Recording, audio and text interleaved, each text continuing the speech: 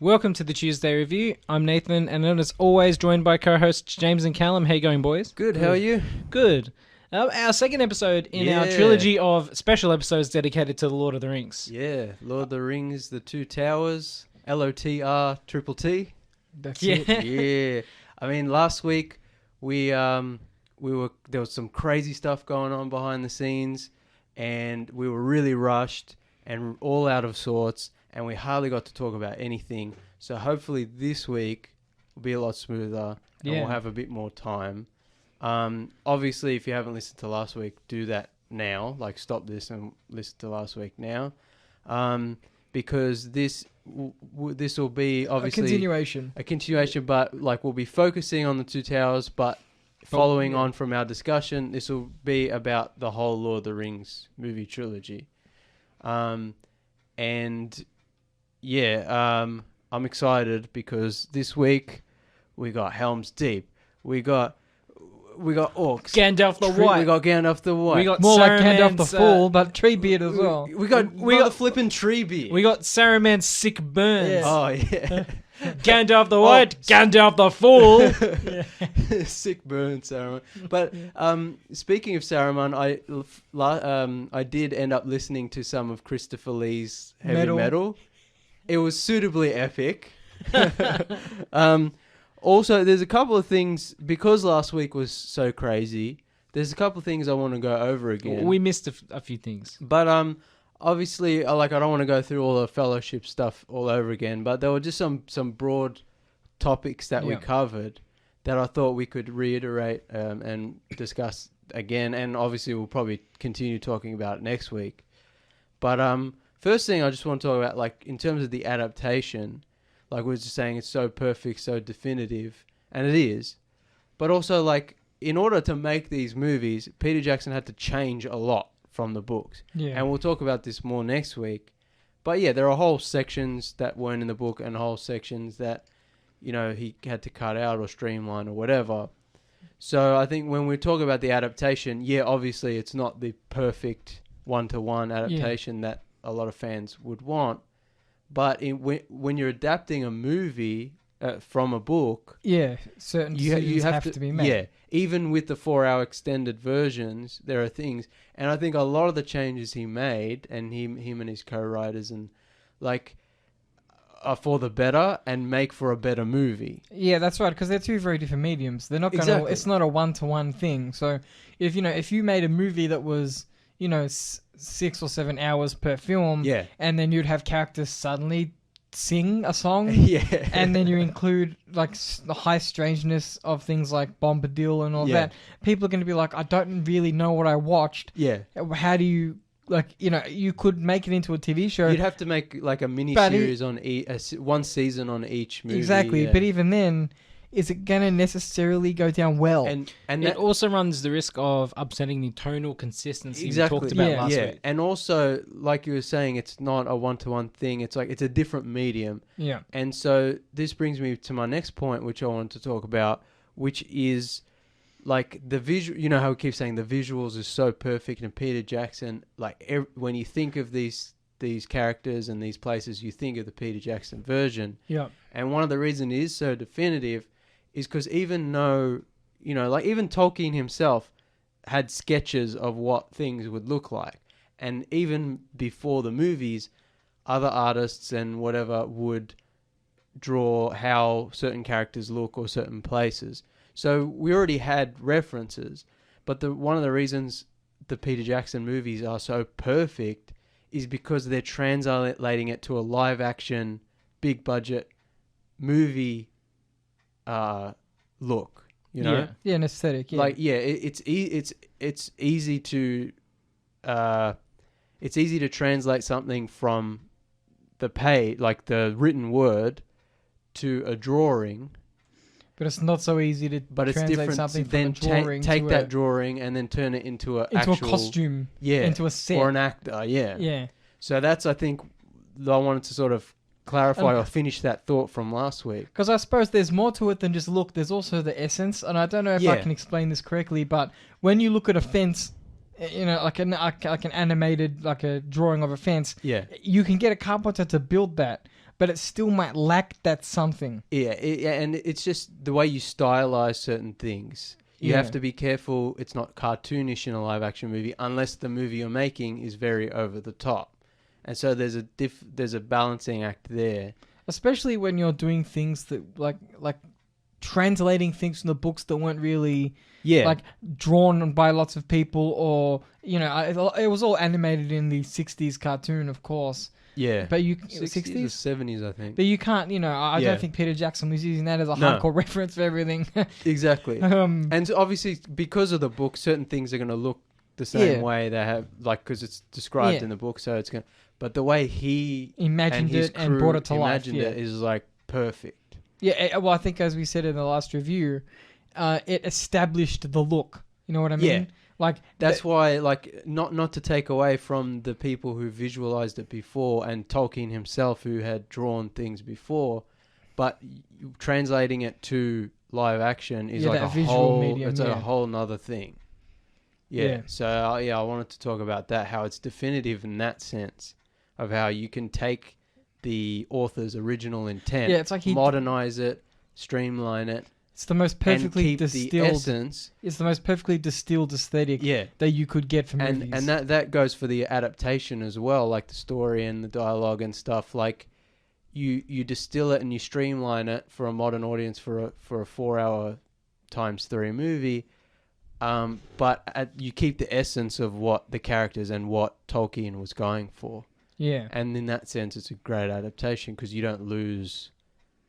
Yeah, and like a lot of adaptations, you don't lose the point of the book or the feeling or the spirit. No, that's right, and then that's like why I'm as excited as I get about adaptations. You're always going to run that risk of it rubbing me or other nerds the wrong way. Yeah, because sometimes they just like you take the DC movies. Yeah, right. Yeah, they can get the look down, but they just don't understand. Yeah, no, they don't get the look down either. But my Zack Snyder. Yeah, that's another 4-hour movie. But you know what I mean, right? that you can make the world look as authentic as possible, but they just don't understand the world. Yeah, exactly. So, what happens is you give Batman a gun and he kills people. That's not what Batman's about. Yeah, exactly. They lose the spirit. They lose the... Well, we won't go down that rabbit hole. No. But I think that... don't even get us started about Star Wars. This is about good movies. Yeah. Not Zack Snyder's Justice League. I think that it's that comparison people make between the books and the movies that annoys so many people, because we got dinner after the movie after we watched Two Towers, and I was talking to you guys about all these people reviews, how much they hated it and they don't understand. And I said to James, you're never gonna it's please like everyone. we come from two different worlds. You have us on our show talking about how much we love it and how authentic it is, and then you have people saying, since it's not exactly like the books, it's awful. And I think that these people don't really understand that if you're going to translate something to another medium, something will be lost. Yeah, it's like, what is it? I'm not a smart enough man to talk about it, but it's like energy conversion. You're going to lose something. Even in adaptations that are almost shot for shot from the book, you always lose something because you don't have the narrative.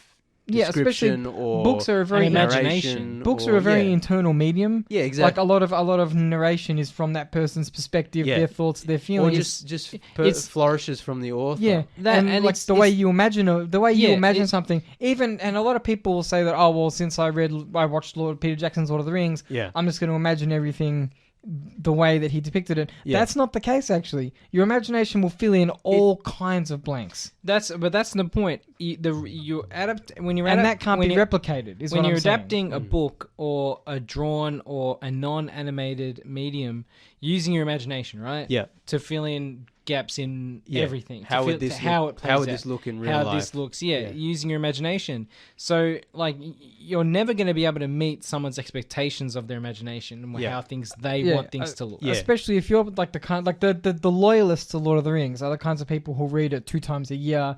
You know, they know the story in and out. Everything is perfectly imagined in their mind's eye already. Yeah. So when Peter Jackson comes out with his aesthetic, they can be like, that looks nothing like the world in my head. Therefore, it just sets unrealistic expectations. Yeah. Oh, don't get me wrong. I understand. Look, exactly. That's what I was gonna say. Like, we're talking about like this, but we have our own things where we're like, they adapted it well, but it just didn't have that.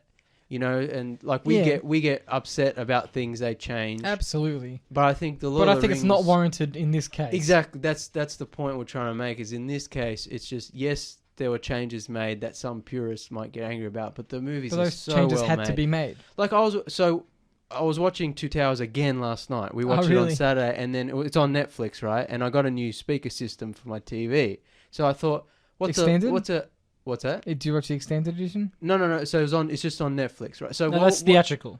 Yeah. So what I was doing, I was just testing the speakers. I went on Netflix to pick any action movie, and they had the Lord of the Rings movies. So I picked Two Towers. It's just the theatrical. I didn't watch the whole thing, just to test the speakers. And at one point, I had to turn the speakers off or unplug them or whatever. And I was just watching the movie completely silently. And you know a movie's great when you're in tune with the movie, even though it's completely silent. You know everything that's going on. You can see just the editing, right? I was just watching the editing, the cuts, the angles, like the cinematography. I was like, oh, so beautiful. Of course, it had that horrible Netflix compression. Everything was kind of pixely. And after watching in 4K on the projector, it's not the same. And the theatrical versions, I don't think I can watch the movies theatrical versions anymore. It's ruined. It's ruined for me. I understand why they decided not to have the extended editions in cinemas. Oh yeah, you can't. But watching the extended editions, it adds so much more depth. Yeah, like there are scenes that I don't remember, of course, because I've probably watched the extended editions, but not for a long time. Yeah. I don't know if I have. It's been a long time for. But either way, there's things where I would say to you, "Oh, was this in the theatrical edition?" You go, "No." Yeah, as they're talking about like little things, like Aragorn's age is remarked upon. Yeah, it's the little things, right? Because when you got franchises like Lord of the Rings, it's action. The extended edition gives you just a little bit of more of a sit and the original, because the theatrical version is still long. They're like about 3 hours, so and you still get a lot of character and stuff. But but just the extra hour, it seems to be just sort of. More character development, more just sitting in the scenes. It's a lot of nerdy just talking. It's a lot of nerdy book stuff that Peter Jackson wanted to put in and couldn't for the theatrical. Bless him. Yeah, Saint Peter, the real Saint Peter, Peter Jackson. So another point I wanted to reiterate from last week is how we were talking about how movies now too much CGI, they look like crap, and Lord of the Rings is so great because they only use CGI when they have to, and yada yada yada.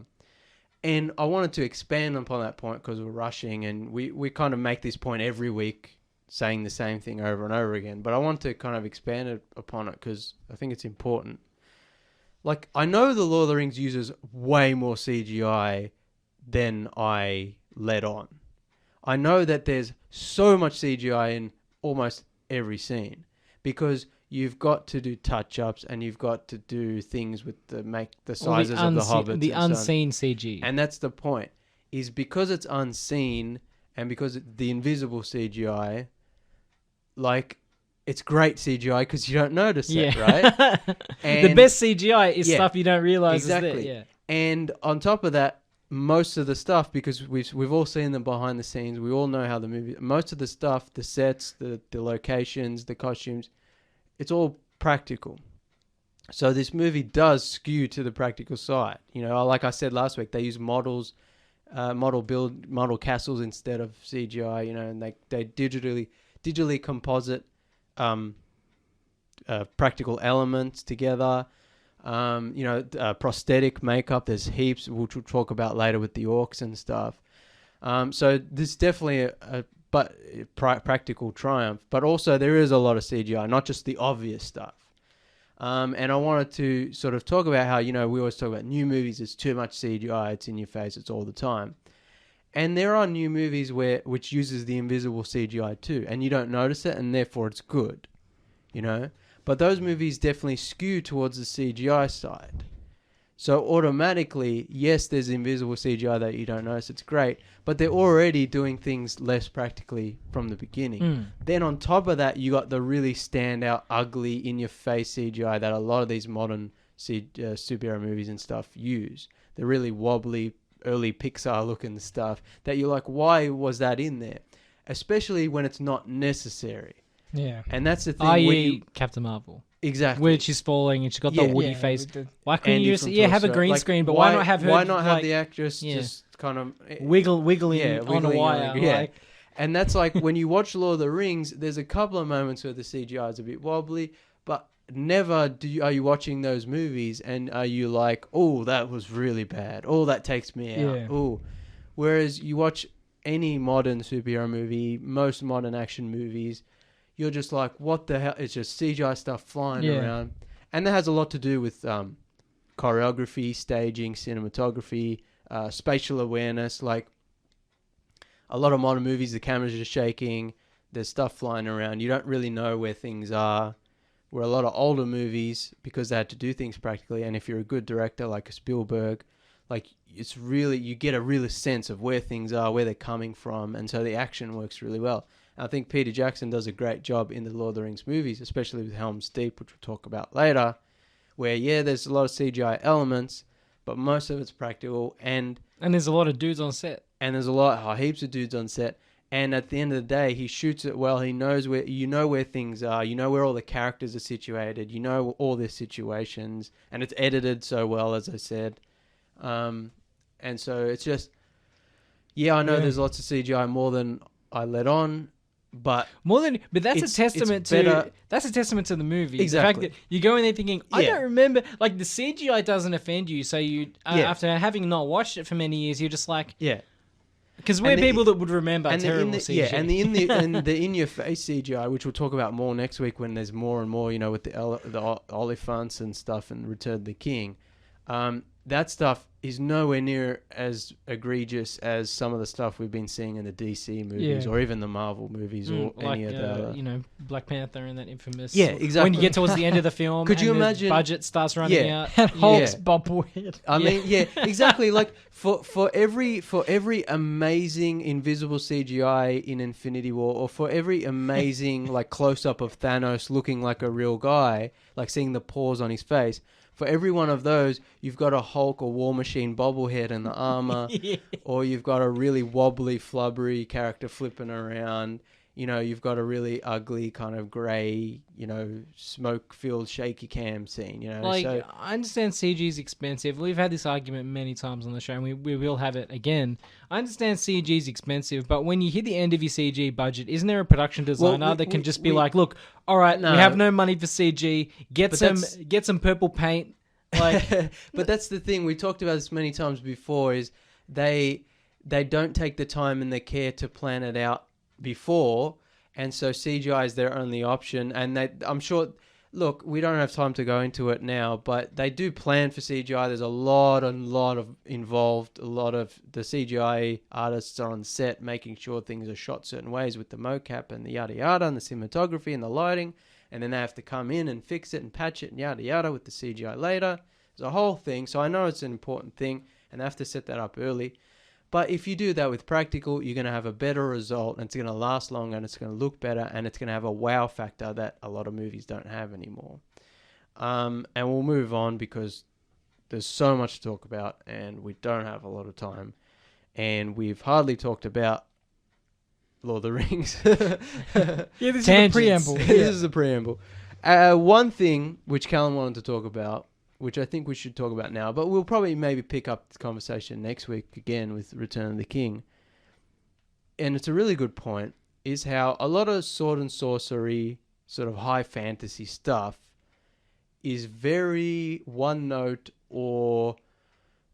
like masculine fantasy, like Conan the Barbarian, muscly guy with sword, gets all the women. You look at more post Lord of the Rings fantasy, like I'm talking about like that 70s kind of pop fantasy, was aimed at, let's be honest, there's always been women interested in fantasy and sci-fi, but most of this pulp fiction... In terms of literature, like there's the pulp fiction-y side, which is more the male fantasy, but there's also the more serious fantasy stuff, which obviously is more balanced.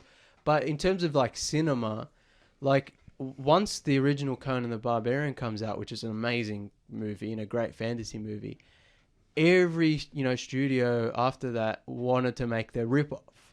And so from the era of really shitty So you get sexist. Exactly. So you get like from the early 80s all the way until pretty much the late 90s, you get like the cheesy sort of, B-movie sort of naked barbarian girls, muscly guys with swords sort of thing. And that goes all the way back to the pulp. What I was going to say is that pulp fantasy kind of movement, like that cheap, what they would call in America, novel. drugstore kind of book rack where they would sell the really cheap, dirty magazines. When I say dirty, I don't mean sexy. I mean those. The kind of like the pulpy, 10-cent pulp books where it would just be like, what's X? Violence, sex, what's this? What's the barbarian going to get up to today? He's going to go and kill orcs, this time in a different part of the world.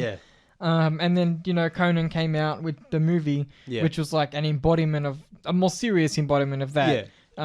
Because Howard, who created Conan? I'll think of it later. He was a more serious writer who did. But the Conan stories were essentially pulpy in nature. It was Edgar Rice Burroughs. No. Elrond. No, I'm kidding. It's same kind of area, but in space. No, but what I'm saying is, Tolkien's was a very different strain. His was a very serious. I kind of want to use the word grounded fantasy because most of the protagonists in Lord of the Rings didn't have that much power. They were just people who had to get somewhere. They weren't like a lot of the main characters in the like Conan movies and the Deathstalker movies. They're people of great power, people of great endurance, muscly guys with big swords. Robert E. Howard. Yeah, Howard. Oh, but the what did Edgar Rice Burroughs? I think something wildly different. Tarzan. Yeah, I think so. Tarzan, similar, similar build. Yeah, muscly guy, strong. But what makes Lord of the Rings different? I mean, it predates a lot of these books for a start. But Tolkien's... Well, I mean, Conan the Barbarian, the books would have been around earlier, right? 50s? I think earlier than Lord of the Rings novels. Probably, yeah. Yeah. But yeah, it was a different type of fantasy, and the characters were, for lack of a better word, more human. Yeah, that's right. They're more mortal in that sense. Yeah, and one thing that we were talking about 30s. off there. Yeah, see, I told you. Yeah, the original Conan stuff's old. But one thing we were talking about, and that you brought up, Callum, is like this idea that fantasy, after a certain point, even though the fantasy and literature, there's always been a balance, but after a certain point, in terms of mainstream cinema, fantasy just became that kind of sexist, kind of toxic masculinity, kind of male fantasy thing. And you were saying how the Lord of the Rings movies, by embracing the spirit of the books, brought a more nuanced, emotional, human... And so what brought me to that conversation was we were commenting on how a lot of people laugh at Lord of the Rings because of the sentimentality between the characters, because they love each other basically. The main I don't know if it's a gripe or the main thing people poke fun at is the relationship between Frodo and Sam. Look, I'm gonna be as blunt as I can. People always call it homosexual in nature. And from a modern perspective, I can understand why people make fun. Like you look at Clerks 2, of course, there's the famous scene where they talk about, the Rings, that stuff. But I think it comes from people's natural tendency to become uncomfortable when men show affection towards each other. That's what I was going to say, is a lot of people are uncomfortable with men sharing, especially when it's tender, and that's how relationships are depicted in Lord of the Rings. It's not this, oh come on Frodo, haha, think about the beers we're gonna have after this. Let's get the chicks. It's more of a, I love you, Mr. Frodo, let's get back home safe and sound so I can tuck you into bed. Just know that after every intimate interaction between the characters, there's a soft whispered Frodo saying, "No homo, Sam. No homo." But see, that's the type of jokes I'm talking about. I know, I'm making a joke. Is like people feel uncomfortable with that, so you have to explain. Oh no, it's not actually gay. It's like, why do we have to explain that? Isn't it just okay for them to be really good friends? It is okay. Not have any other. See, that's the wonderful thing about Lord of the Rings is, and keep in mind that this is mainly directed at Frodo and Sam. Yeah. People never really level these accusations against Gimli and Legolas. It does happen. Yeah. Because Gimli's the only character that actually walks like he has watermelons under his arms and like, he's a manly he's man. A modern no man. one will call him gay. Hey man, Aragorn's a hunky boy. But this is the thing. Like, we're making jokes. Obviously, we're making light of it. But this is the exact conversation that we're pointing at as an example of like. Well, yeah, like, why is it a problem? So, that they're yeah, gay? I mean, or why is it a problem that there's homoerotic? It's not a problem. tension or I just whatever? think it's no, interesting. but that's what I'm saying. It's so interesting the way people treat it now. Exactly. Yeah. Because Lord of the Rings, of course, was written in a time long before our current conversations of toxic masculinity were a thing. Especially considering, Tolkien was like an upper class kind of guy. English he served in the gentleman. army. I believe he fought in the Somme. Like, he was like, World War One. he was like, with people in a war himself. And he might have been, those bonds he formed in the war might have informed the way the characters in the novels treat each other. That's what I've always been led to believe, is that the Lord of the Rings is more about like the brotherhood of men at war rather than the high fantasy story, which is also, an important part. But it's always been about that.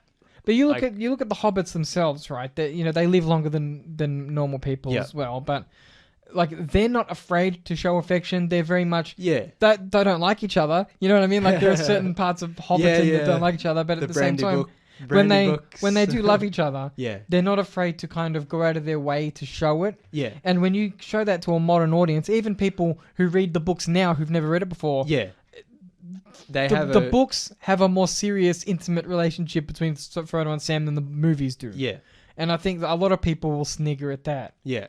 Because, we come from a society where gentle hand-holding between males is something that occurs on other countries, not in Australia. But that's the thing, is like, because we've been brought up in a certain way, we go like, you don't do that. But it's like, I think we've gotten to a point now in society and our discussions about, sexuality and stuff, where it's like, who cares? Well, yeah, like people try and make fine. it sexual, right? But there's nothing. Yeah, there's nothing sexual about the relationship between Frodo and Sam. Yeah, but at the end of the day, like, when they longingly look at each other and people laugh, I'm like, I love this. Like, I want more of it. Like, give me the 6-hour cut where it's just them staring at each other. Like, at a certain point, that is wholesome at peak performance. Exactly. What's the meme? You might not like what it looks like, but this is wholesomeness at peak performance. Yeah, because they're just two dudes who've grown up with each other basically their whole lives. In the middle of nowhere, going to fight a war that they don't want to be involved in, and all they have is each other. We'll talk about Merry and Pippin as well later, or maybe next episode. Like, and even some of the other characters like Aragorn and Legolas and Gimli, like, they're going through hell together, and like all they have is like each other, kind of thing. And it's like, we have this modern idea of like how things should be. And it's like, and Tolkien didn't give a shit about any of that. It's like, and at this point, where personally, and I think most people, it's like, who the hell cares? That's right. Like, they can be gay, they can be whatever, but at the end of the day, it's about their friendship. Yeah. And it's a more emotionally nuanced thing than most fantasy, where it's like, good guy good, bad guy bad, like, like, me barbarian, get woman. Yeah, exactly. Like, there's more. And we were also talking about, and which I think is also interesting, is like someone like Aragorn, who is the manly man warrior. We talked last week about the Strider, like, and then who turns out to be the king. male wish fulfillment character. Exactly. Yeah, he is that character. He's a badass. He's so cool. He's so good with his sword. The Forgotten King. He's the Forgotten King. Yeah, and it's like, even he like is quite a emotionally human, for like a better word, character. Yeah. Like, he cries. He has a lost love in Arwen. Yeah. Like, there's that side of it. Yeah. So I think what Callum and I were discussing off air is that, because Peter Jackson adapts the spirit of the novels, maybe not to the extent as we see those relationships in the novels, but he still has that, and so it kind of skews the modern a view of like how things should be, and it does retain some of that modern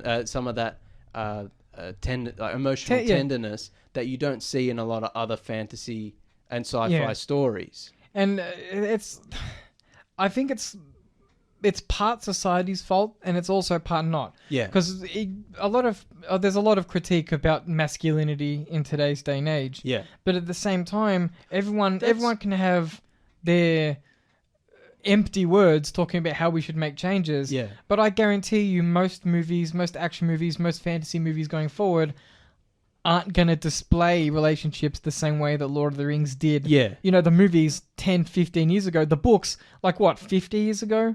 More, yeah. Like, 70, yeah. In terms of literature, I mean, of course, there's so many books. It's not right for me to say, paint everyone with the same brush. Yeah. But in terms of storytelling as a whole, so much of fantasy is still 60 years behind the curve in terms of how relationships should be depicted. Exactly. Which is crazy when you think about it. Yeah. I'm thinking about all the fantasy books that I've read, and not very many stories have male and male or even female and female bonding in the same way that Lord of the Rings depicts human bonding. Yeah. You know what I mean? Yeah, without people making a big kerfuffle about it. Yeah. And also, not to derail our point, but also at the end of the day, Lord of the Rings, like the male characters, they're still masculine and badass.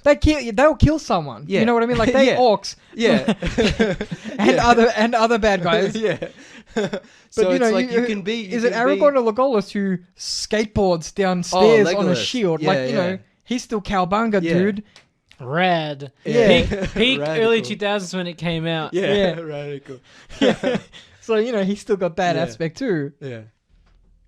Yeah. So I mean, it's a good point, and I think it's something we wanted to discuss, like, because of the way fantasy and sci-fi is often viewed, and the way because it is a very masculine. It is a very. It has been traditionally a very masculine. It's a boys' club. Yeah. And we'll talk about it probably later or maybe next week, and like I think how the female characters are lacking, but that's also a product of the fact that I think Tolkien was going for the whole Brotherhood of War thing. Yeah. I think that was the focus.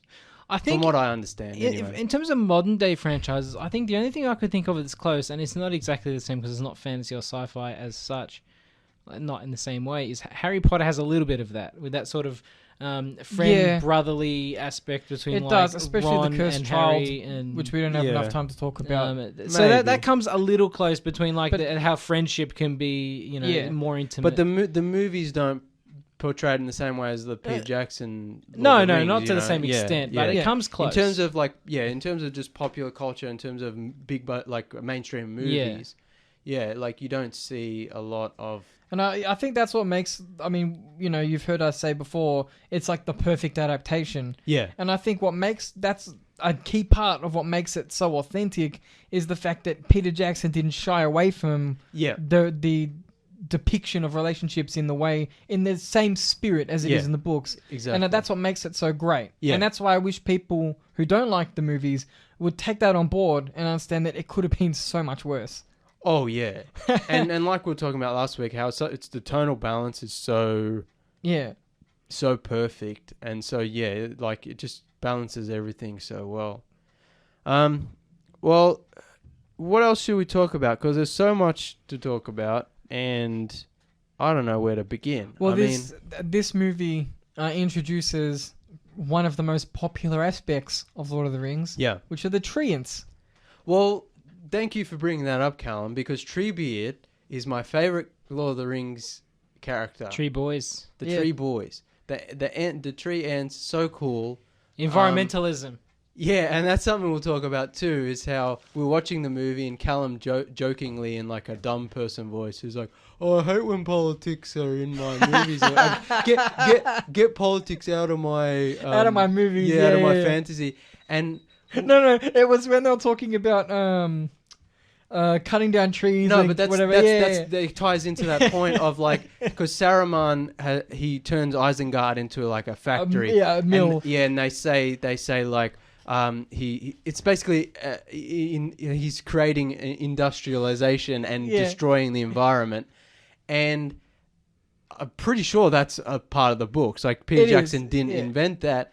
And like, so it's interesting for Tolkien to have written that in the 50s before environmentalism was a really big thing, I guess. I don't know if he was that aware of things like climate change. And I all think that. the man versus nature thing has been Yeah. a theme Oh, look, for a I think long when time.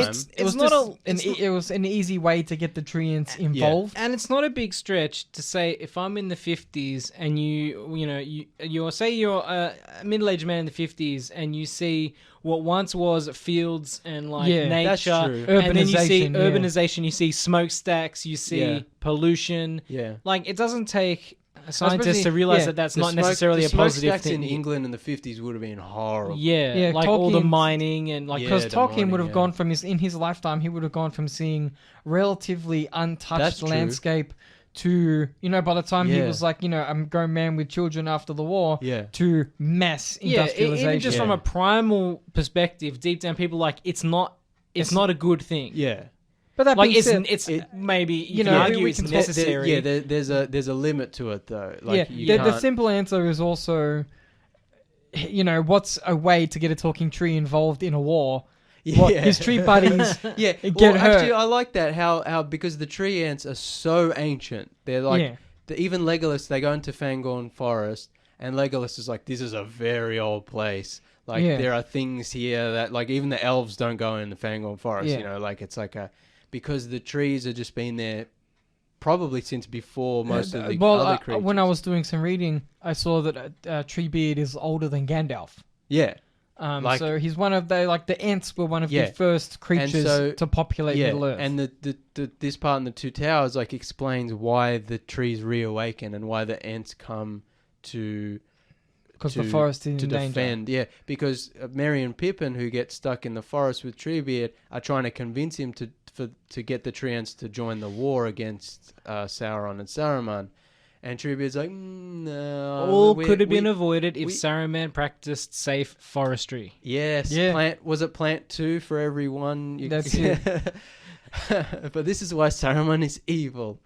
But yeah, like, and I like that. I think I alluded to it last week. How Merry and Pippin go from kind of comic relief characters, and then Yeah. as the movies go on, they get more to do. I feel like if this was a modern movie not based on a book, Merry and Pippin would just stay comic relief characters for the whole series.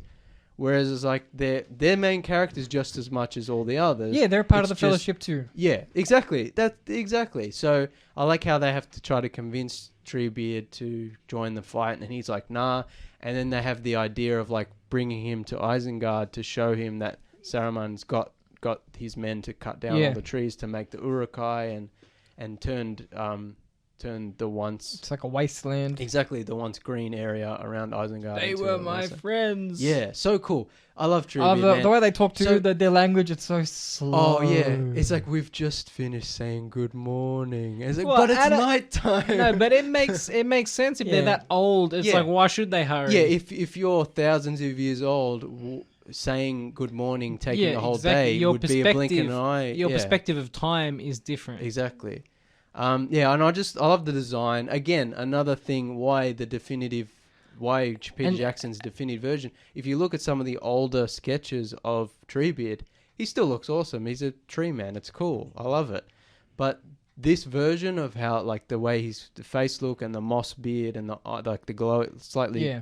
orange eyes and the leaves, I love it. And they did a good job balancing the CG with the practical too. And that's it. Because like the actors are sitting Exactly. on Treebeard, Yeah. and it doesn't look It's just obviously really it's his a bit of face. CG. It's just his face that's CG. Yeah. Otherwise, the thing they're sitting Yeah. on is all practical. It's practical, and it looks like it looks right. Yeah. It doesn't look like it's CG, Yeah, and it's if they obviously did it today, the whole thing would just Yeah, be green it- screen. Yeah, exactly. It doesn't just look like they're CG hobbits sitting on a CG Yeah. tree. I love it Yeah. so much. Treebeard's like actually because one thing I did is I went in the garage and I went through an old box of toys and I found my old Lord of the Rings toys, and I had like a Aragorn on the horse, like one of those little 3-inch Awesome. high little, and I had a Ringwraith on a horse, and I had my like 6-inch Faramir figure, and he has a bow and arrow where he actually has individual bows in his quiver that you can pull out and actually shoot with the arrow, and he's got That's a sword. cool. It's really, really nice figures. They don't make good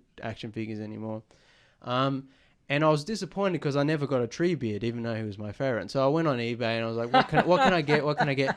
And, you know, he's hard to find. Like, people were selling $100, $200.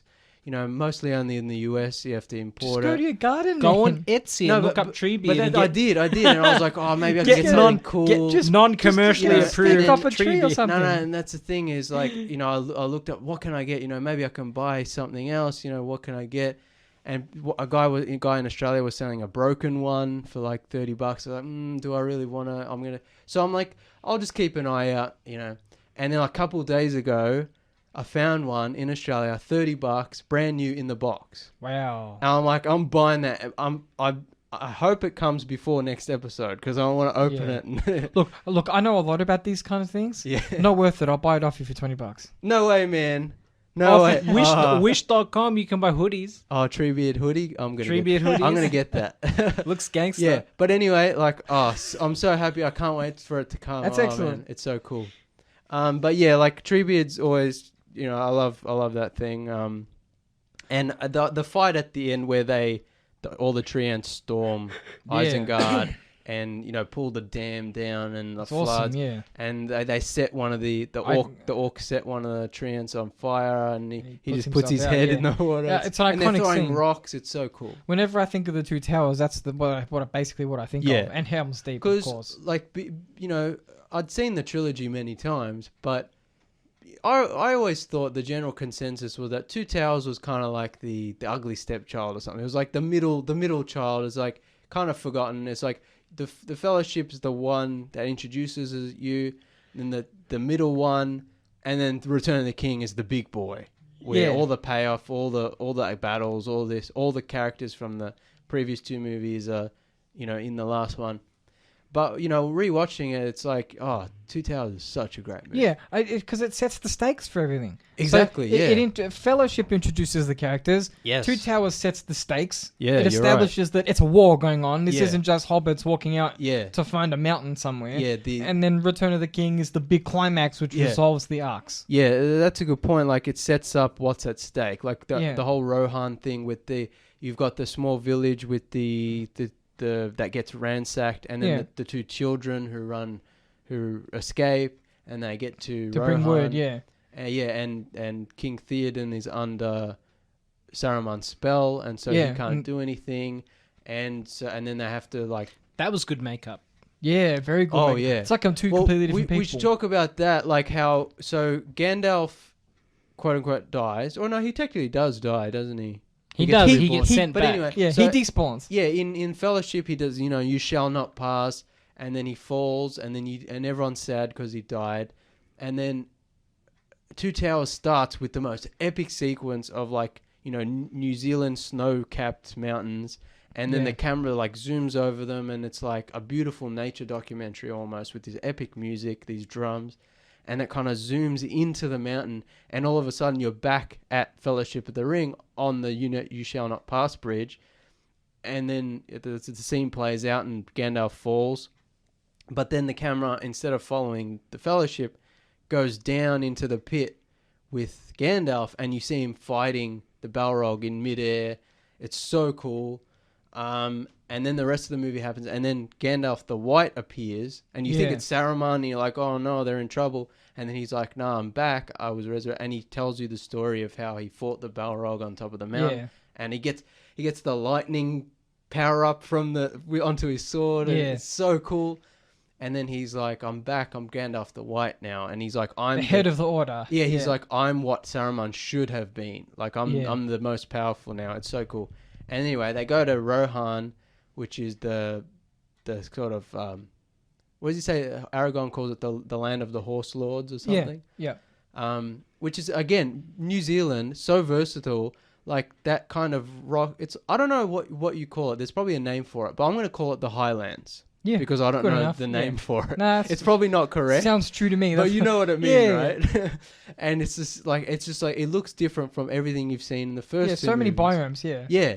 And so they go there, and then, you know, there's a whole, like, Saruman has a hold of King Theoden's mind, and King Theoden is, like, all old and withered and grey. He just looks sickly. Yeah, he looks very sickly. His eyes are kind of milked over. Yeah. And Grima Wormtongue is his what do you call an aide? Advisor. No, advisor. Consigliere. Yeah, exactly. Brad Dourif is so good in this movie as Wormtongue. He's one of the best actors ever. And another perfect casting choice. Peter Jackson does it again. And he's like whispering, poison. Falsehoods and exactly, poison, yeah. And then Gandalf and Aragorn and we forgot to mention when Aragorn and Gimli and Legolas are chasing after the orcs who took Merry and Pippin hostage, and they think they've been killed, and then Aragorn kicks the orc helmet. Yeah, he breaks his screams, throat. and Everyone we're just like- goes, "Oh, it's And that thing." everyone knows the story, which Yeah. I guess I have to say it, is that Viggo Mortensen actually broke his toe when he kicked the helmet and was screaming both in performance and in pain. Well, should we also talk about Viggo Mortensen, how he was like super method and how he was a natural swordsman? Yeah, Yes. that's the coolest thing I've ever heard. I Yeah. mean, everyone knows the stories about how, when they were making Eastern Promises, of course, Yeah. they went into a restaurant and everyone got freaked out because he had all the tattoos. Yeah. I'm like, I didn't realize he's like that way with pretty much like everything he does. Yeah, I guess. his method. Like apparently he stayed in costume and he had the sword. I bet he smelled. Oh yeah, but it's Yeah, but I was gonna say, who cares? Hey though? man, Viggo Mortensen smells. I'm gonna Yeah. bet not that bad. Yeah. No, can you imagine? Can you imagine being an extra? Like setting up a donut table or something, Yeah. and up comes Viggo Yeah, with like his the blade and sword, the yeah. shawl or whatever. And I Maybe his can't- horse is nearby watching in the background. And apparently he would go to like local shops and go in the costume. It's like Viggo. No, But I'm Strider. I can't remember if it was Sean Bean or Viggo Mortensen. I'm pretty sure it was in Fellowship. It was one of them's afraid of flying, and so in the shots of the Fellowship walking across mountains and hills and like high up, like he didn't want to get in the helicopter so they could drop him off and then shoot the scene on the top of the mountain, and so in full costume he would walk up the mountain That's and meet crazy. like hours earlier, meet the cast and crew at the top and then shoot the scene. And I can't remember who it was. But whoever it was, I don't particularly blame him. But it adds to that kind of Yeah. awesome method performance kind of thing. Where even if it wasn't done on purpose, Yeah. it was just like so cool. But yeah, Viggo Mortensen, 10 out of 10, man. 12 million out of 10.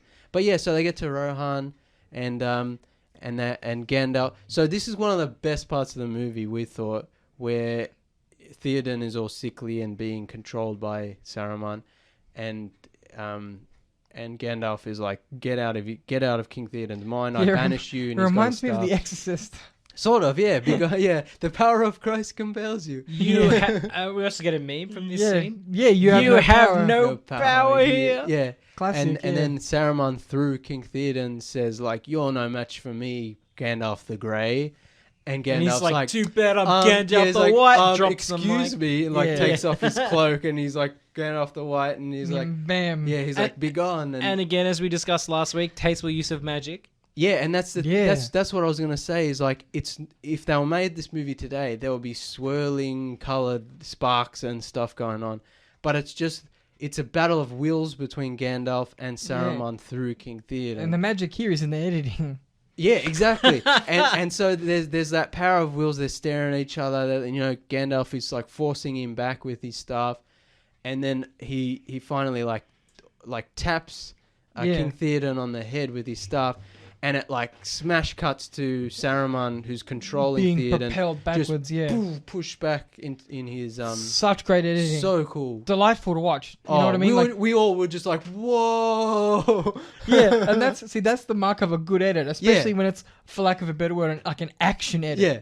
You know what I mean? Yeah, and it doesn't matter how much CGI, how much money or whatever. It's like if you got a simple Well executed edit. yeah, exactly, so cool. And then that the sort of King Theoden kind of returns to his normal self, and And the physical change. I guess it's not de-aging, but you know what I mean. The the transformation. vitality that returns to him. Yeah, It's remarkable. so yeah. cool. Shadowfax, Gandalf brings out his horse boy, Lord of all horses. So cool. Yeah, it sounds so another- strange, yeah. but it's so cool. That's another thing of like why these movies are so effective in terms of their magic and mystery and legend, is like it's just a white horse. Yeah. But Gandalf whistles and this It horse just and the appears. music swells and it just appears and it's like galloping in slow motion and then Legolas is like, is that one of the, I forget the name of it, you Yeah. know, is that, and he's like, is this some magic that deceives my eyes? And Yeah. Gandalf's like, no, that's my horse, bro. Yeah, Lord of all Shadowfax, horses. yeah. It's like jelly. Also, James, I found you a miniature. $16. Oh, but it's only small one. 3 inches. It's only small boy. I want Yeah. big boy. You want a big boy? Okay. The figure I got, I think, is 12 or 15 inches. Wow. It's a big Far boy. out. This is back when they made toys properly. Yeah. Late 90s, early 2000s. They made Star Wars toys and, you know, movie toys. $135 for a big boy. I was about to buy that one. That's 135 unpainted. Painted, it's a bit over 200. Oof. I was about to click buy, and I was like, I'll wait. Yeah. But Yeah, That's a nice. if the guy paints it the way it's in that photo, I will gladly pay 200. It's so nice. Look, the interesting thing about Shadowfax is it's one of those things that perfectly encapsulates what I personally love about fantasy is it'll just be like, here is Shadowfax, the Lord of Horses. And Yeah. immediately I'm like, I want to know more. Yeah. You know what I mean? Exactly. It's It's that, world building we always talk about. Where Yeah. you just drop a line and you've created a whole nother you feel, branch. your mind fills in all kinds of Yeah. blanks. yeah. Like all kinds. yeah, I'm it's like the possibilities branch out. Yeah. And it's like the fact that there's the assumption that his horse can be summoned from anywhere. Yeah. It's like, It's like is it like Red the- Dead Redemption or is it something. like the essence Yeah. of like the perfect horse? It's like part magic, part horse. Yeah. And it's like, it's just so cool. Yeah, it's so cool. And it's like, with like the implications out there as well. It's like, well, the magic in the world is obviously so much larger than we know. Yeah. And you read the Silmarillion, and there's probably not even going to be that much about horses in the Silmarillion. Yeah, knowing Tolkien, there's a whole like subsection. But you know what I mean, right? Yeah, It's like yeah, it's just like one. It's like, well, what kind of horse does Gandalf have? Yeah. And Tolkien was probably like, the Lord of all horses, Yeah. obviously. Obviously. and it's got duh. such a cool name too. Shadowfax. Yeah, Yeah, it's like, Shadowfax. well, Yeah, so cool. if I had a horse, Oh, I'd can name him we- Shadowfax. Can we talk about this is probably my favorite piece of Lord of the Rings lore or like naming. Gandalf's sword is called Glamdring the Foehammer, which I think is the coolest thing I've ever heard. Yeah. And one of the things I hate about The Hobbit is where he just finds it in a cave at the start of the movie. And I'm like, that's so boring. With a name like Glamdring the Foehammer, I was like, that's the most epic ancient weapon that was gifted Yeah. or given to Gandalf by the gods or something. And I hated that they ruined that for me. But yeah, we won't talk about The Hobbit. But yeah, so cool. Should we talk about Gollum? Because I feel like that's a big chunk of the movie that'll take Well, up. it has an interesting history. I'm assuming they might have The sword? Yeah, I'm assuming they might have just. Oh no, he found it in a in a cave. That's Tolkien's Yeah, bad. Tolkien, you're on thin ice, buddy. Yeah. Like, Yeah. Anyway, yeah. That was just disappointing. And then that's like you compare that to use a meme. You have Yeah. the Chad Glamdring, the Foehammer, Foehammer. but then you To have the the Virgin Sting. See that's what that's I'm what, like, he's got a little sword that glows. That's I'm what like, also pisses me off though is like they find the Foehammer and Sting like in this almost the same place. It was like so boring. You'd think Frodo would need the That's- Foehammer, wouldn't you? that's- No, he that's- gets Sting. Yeah, I mean that's one reason not to do prequels, but also if you were doing that, that's one thing Peter Jackson should have changed from the book or left out. They should have left out. Gandalf should have just always had that sword, like Yeah, you know. or a different sword. Yeah.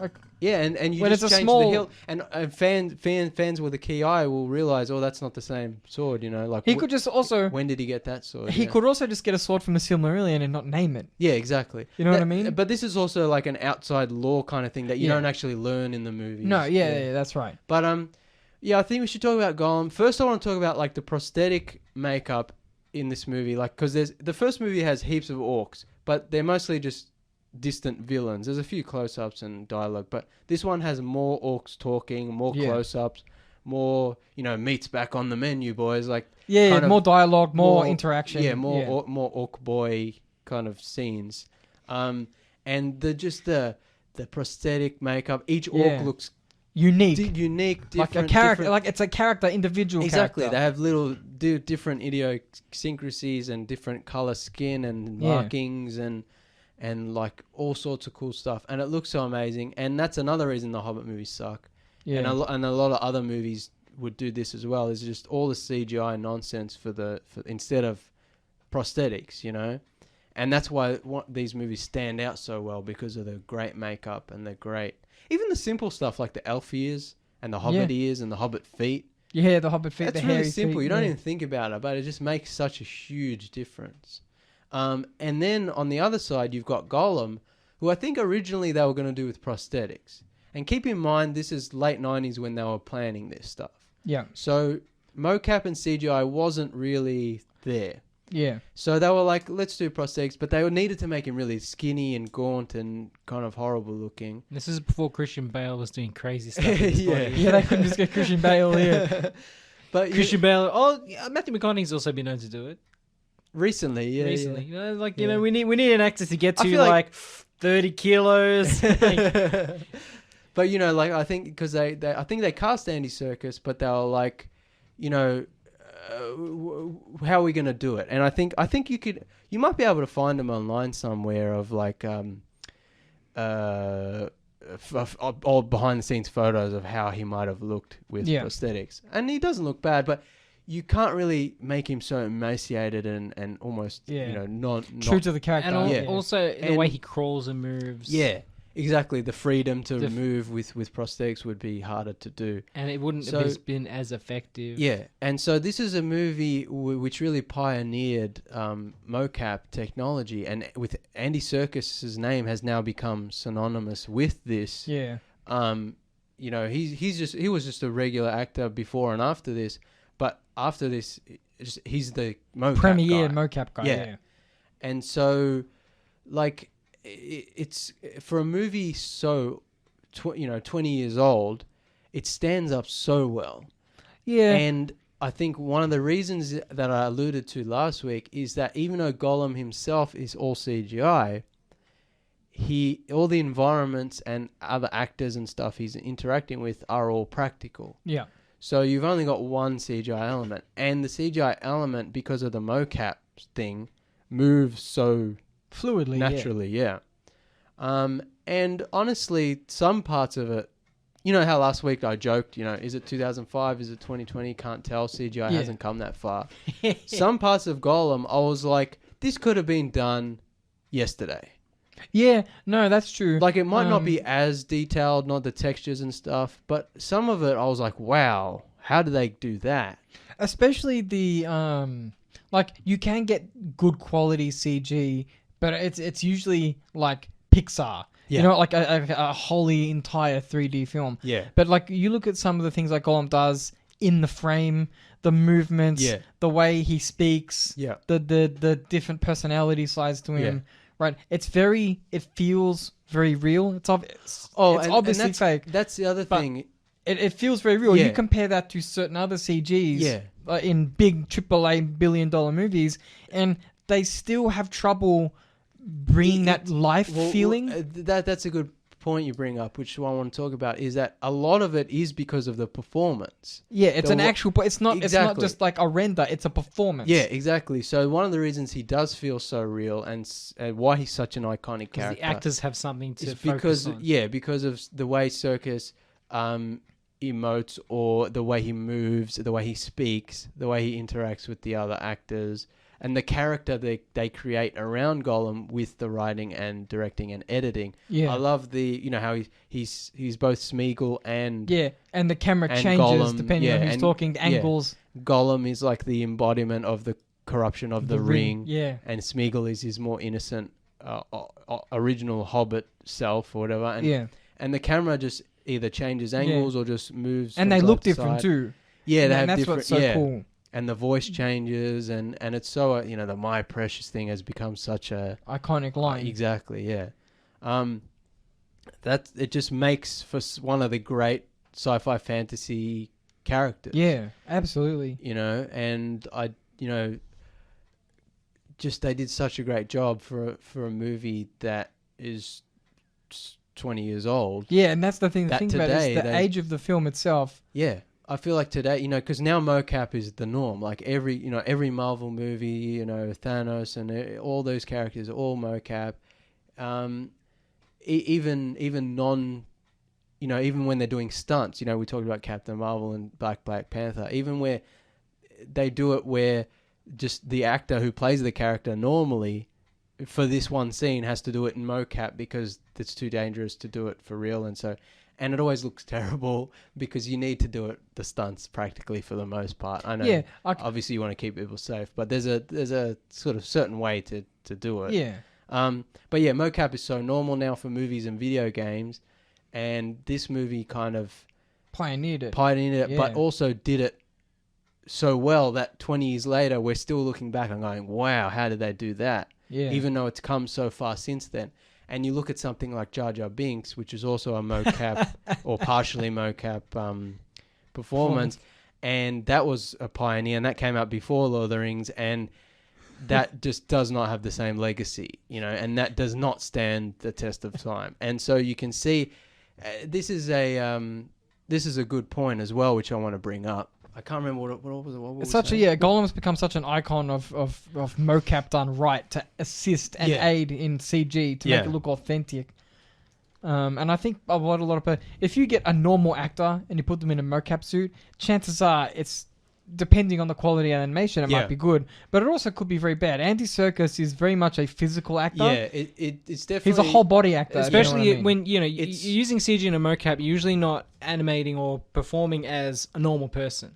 Yeah. So you need some sort of that performance-based that's what acting. Andy Serkis transformative really acting. He really brings that to the table because he's it's a very physical role. So it's on all fours all the time. And it's that combination, like I said, of the writing, the directing, the editing, and the performance, and the CGI. Yeah. So it all comes together, it works so well, which you don't get with a lot of modern mocap stuff. I forgot to. I was going to mention before when we talk about Treebeard how John Rhys Davies plays Gimli, and also voices Treebeard. So I just wanted to talk about that because fun fact: both have beards. They do, but because he's one's got tall, one's short. Yeah, he's got such a perfect voice for it that it's of course. But also last week we didn't really talk about how the hobbits had to be made to be a certain size and the whole force perspective. But then you've also got Gimli, the dwarf, who's a slightly different size. You got that to worry about, and John Rhys Davies, who's a very tall man normally, had to be made to look dwarf size. Oh my god, so amazing. Yeah, these hurts my head thinking about how these movies are just oh my god, how did they do that? You don't get that with a lot of movies. No, it's movie magic to this day. Yeah, and in 50 years, it'll still be considered movie magic. Yeah, exactly. Just like the books are considered, at least by me, they're literary magic. You know what I mean? Yeah. Nobody's gonna write a book as influential as Lord of the Rings. That's actually a good point. With books like Lord of the Rings, which are held in such regard and were so famous, for the movies to be equally as good in their own field. Yeah, that's how much 1,000,000 to 1. How much? That's why last week we said. You said lightning in a bottle. That happen? Lightning in a bottle, exactly. So it's so incredible that these movies turned out so great. Yeah. And that's why they're, held in such and they're so definitive. Another iconic thing about the film is it's often said that it has a movie within a movie when it has the Helm's Deep battle. Oh yeah, which is a big epic sequence on its own right. Yeah, in its own right. I mean, Helm's Deep is always the one that people think of. Yeah, it was action in Lord of the Rings, Helm's Deep. Return of the King has all the big action scenes and the final battles and whatever, but it's this is the one people point to. It's got the tension. Yeah, I think it's because of that whole like we said, how we always talk about how action in a movie doesn't matter and special effects don't matter if the story and characters aren't good. And this is a good example of that, where you set up the stakes with Rohan and the villagers and Isaac, Saruman and Sauron, creating the armies to destroy the world of men, and you set up those stakes. And then this is the quote unquote last stand. Yeah. Of they've moved all the people of Rohan into Helm's Deep, which is a castle keep. Yeah, reinforced castle with caves underground. Yeah, exactly. And it's this is their last stand. If they don't survive do or die. Yeah. if they don't survive here, then the dominoes will fall and Sauron and Saruman will destroy the they're world. Outnumbered. Middle Earth. They're outnumbered like terribly as well. There's and until the elves arrive, so they're on there. It's just the men, and they're like, "Well, we're all gonna die." And so but Aragorn's like, "Well, I'll die with you." Get all the kids, all the women and children, the boys, and, all the and people who can't fight underground, and all the old men and boys have to take up arms as well. And so you've got a great scene as well where Aragorn is talking to the boy who's scared to fight, and he's like, "That's a great sword," and all that stuff, and that's cool. And it's like that. Yeah, and then like all the Uruk-hai march on Helm's Deep, and that like we were talking about like crowd, like they have a lot of people in makeup all at the front, but then all behind is all CGI, and then the big long shots all CGI. Still to this day, looks fine, flawless. Like looks better than most crowd scenes in big budget modern movies, like Infinity War or whatever. When there's 100 aliens running, they all look kind of CGI-y. Yeah. Whereas this, it's like, wow. And I love that part where the elves also join in. They're like, years ago, we had a pact, and here we are. Where we are honored to serve with men and once more or whatever. So and cool. of course, like the great thing is, everyone thinks, before this battle starts, everyone thinks Aragorn's dead. Yeah. And because the war, that's a good scene too. The warg riders, those big hyena dog monsters, and the orcs come and they attack the caravan. Yeah, and Aragorn gets wounded. Yeah, and he falls into the river. Yeah, that was a great scene. And then he turns up and it's like, hope has arrived. Yeah. You know what I mean? He's one man. Though. When he pushes the doors open, you're like, oh yeah, Viggo Mortensen, hunky boy. And he's like, like, cool. But then probably the greatest scene in the movie, at least for me, that scene I'm always like, here he comes, is Gandalf, who says to Aragorn, look to the east. Yeah, on the fifth day. Yeah, and then just when everything's about to be lost, they're trying their hardest. Gandalf the White appears, and he brings the Riders of Rohan with Karl him. Urban. And he brings, is David Wenham there too? No. Oh no, that's a different group. That's on the other side with of course it is. That's Sam and Frodo. Yeah. But they all. Faramir's story is a whole other thing. Yeah. Talking about like emotion and stuff, how he never lives up to his father, and there's that flashback with Boromir, and that was an extended edition scene too, and that in my opinion should never have been cut. It gives, I understand why it was cut, but it gives so much weight. It's important to Faramir's character, especially later in Return of the King, which we'll talk about, where his father sends him to die, and it's so great. Yeah, we'll talk about that next week. But there's all that stuff with Faramir, and then Helm's Deep, so cool. Like there's so many there's the overarching battle itself, but there's so many like little mini set pieces inside. Yeah, like there's the ladders. Yeah, that the orcs use to scale the walls. The little ladders, and then they use those giant ladders. And there's like guys on the ladders. Yeah, and then I can't remember if it's Legolas or Gimli. Like kicks one, and it falls back into the orc army and crushes them. It's so cool. And then the orcs are going up that sort of skinny bridge that leads to the one entrance to Helm's Deep, and they're using that Roman shield technique where you like shield it on the top, shield it on the side, and they're like, the men and elves are shooting arrows at them, and they're falling off the side of the bridge. It's so cool. And then you've got the Uruk-hai, running the Olympic torch down, and he uses it to light the bomb and blow up the outer wall of Helm, and it's like such an epic effect. I'd like a scene where you have the Eastern armies teaching the orcs some of these tactics, because it feels like the sort of that Roman shield wall technology, like that Roman shield wall war sort of. They imported that from somewhere. Yeah, and that doesn't feel like standard orc war procedure.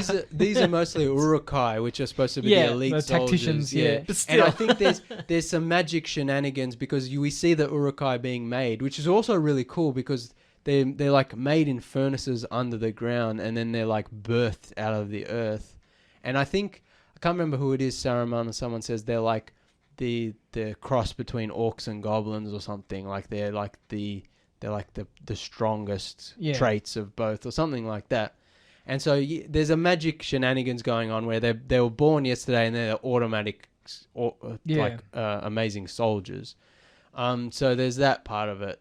too, where it's like they just automatically know soldier stuff.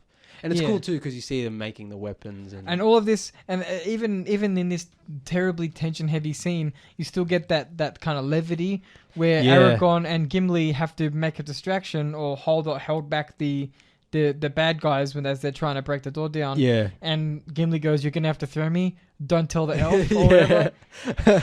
And there's the great. That's totally X-Men style. Yeah. It's like chuck the dwarf. Snickety snoy.